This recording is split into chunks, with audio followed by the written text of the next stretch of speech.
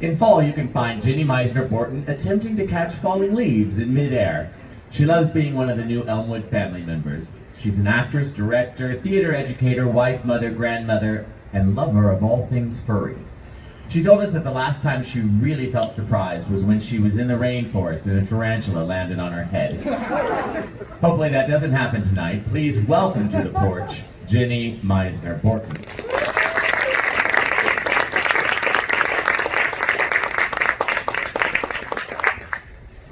I am not a sports fan. I think it's maybe because I didn't grow up here in the United States. I grew up in third world countries where the only sports I ever saw were soccer games in open dirt fields. And even out of the 11 schools I attended from kindergarten through high school, I never learned the rules of the game, any team sport. In a British school I went to in Calcutta, India, we had mandatory ballet instead of PE, boys and girls, and we ended the school year with a full-on performance, tutus, toe shoes, and all. And when I went to the University of Hawaii for college, I learned how to do the hula and surf. It wasn't until I came back to the mainland of the United States when I realized sports here are like a religion. I mean, there are rituals like painting your face and body team colors and wearing exotic headdresses like cheese hats. And, totems, animal totems like tigers and bears and ducks called mascots.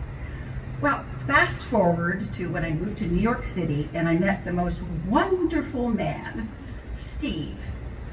Now, Steve was a sports fan. He loved sports. Well, he grew up in Southern California where the sun always shines, and he was playing sports, all kinds of sports, from morning until night. At South Pasadena High School, he was the quarterback at the football team, and in his junior year, they won the state championships. He even still had his Letterman's jacket. Well, that didn't stop us. 4 months after our first date, we were married. Life went on. I got used to the sound of television in the background, all the sports games.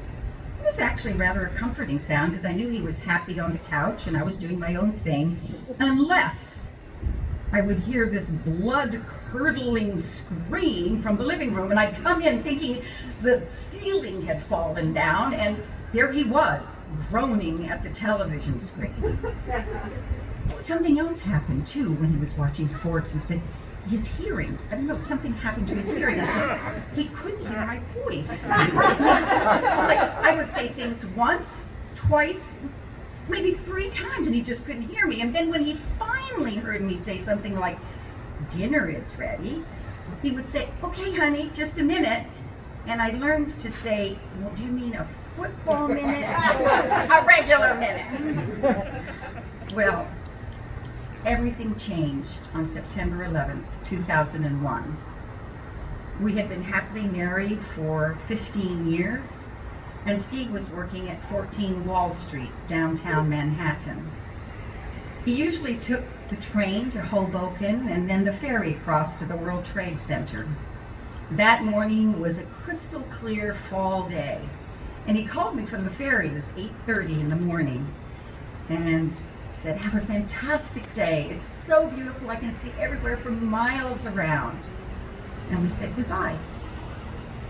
About 15 minutes later, the phone rang again, and it was Steve, and I was surprised because his voice sounded different. He sounded hesitant and kind of confused and upset, and he said, "I don't know what's going on, but I'm right here by the front door of Tower 2, and there was a big explosion over in the other tower, and maybe a small plane or something, and there are black smoke pouring out and flames and debris falling from the air, and I'm just going to walk to the office and I'll call you from there."